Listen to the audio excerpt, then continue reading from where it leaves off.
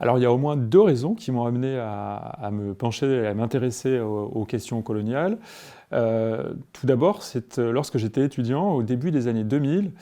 j'ai reçu des enseignements, des cours de grande qualité sur ces questions-là et qui étaient des cours très en prise avec les évolutions récentes de la recherche. Et à cette époque-là, les chercheurs venaient de redécouvrir la notion de situation coloniale qui avait été proposée dans les années 1950 par un anthropologue qui s'appelait Georges Balandier. Cette notion de situation coloniale,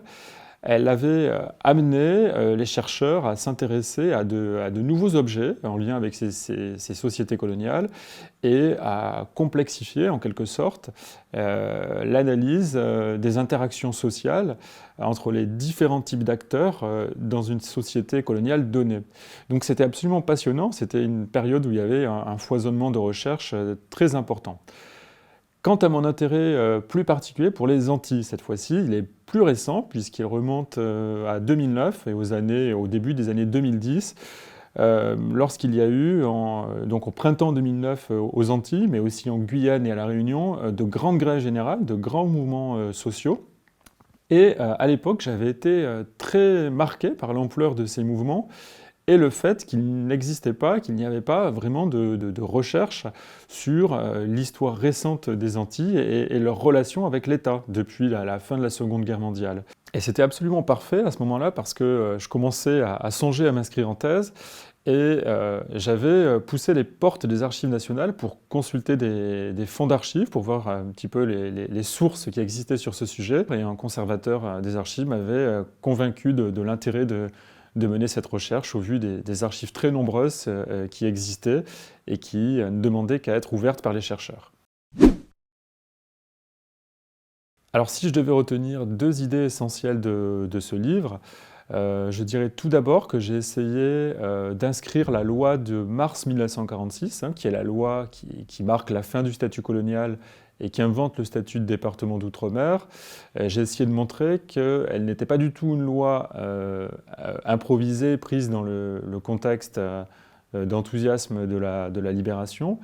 mais qu'au contraire, elle faisait écho à des revendications beaucoup plus anciennes, remontant au début de la Troisième République, voire à l'abolition de l'esclavage de 1848. Deuxième idée forte, je dirais que j'ai essayé d'inscrire cette relation entre les Antilles, les Antillais et l'État dans le contexte de la décolonisation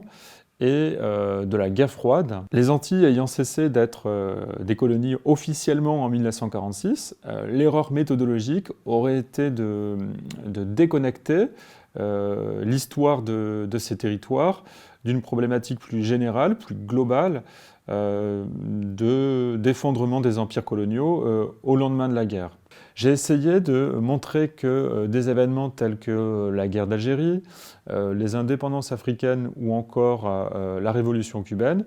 avaient eu un écho extrêmement important dans les Antilles, notamment auprès de la jeunesse, et qu'une grande partie de l'action de l'État, notamment dans les années 1960, donc à la période gaullienne, avait été déterminée par une peur d'une contagion révolutionnaire. Et donc, par conséquent, cette action de l'État, elle s'était inscrite dans un contexte d'urgence politique qui n'avait pas été propice du tout à l'émergence d'une stratégie cohérente, pensée dans ses implications à long terme. Alors l'histoire n'est pas là pour permettre de tirer des leçons du passé.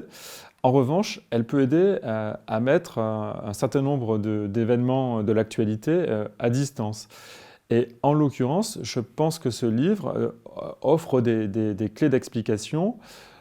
pour comprendre que le climat de défiance actuel des Antillais envers l'État, qui se manifeste par le rejet du pass sanitaire,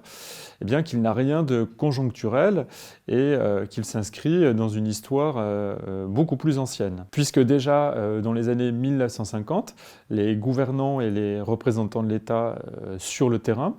sont en proie à des difficultés extrêmement importantes. Quant au phénomène de violence de l'actualité récente, vous découvrirez en lisant ce livre qu'ils ne sont en rien nouveaux, puisque avant 2021, il y a eu 1959, 1967 ou encore 1985.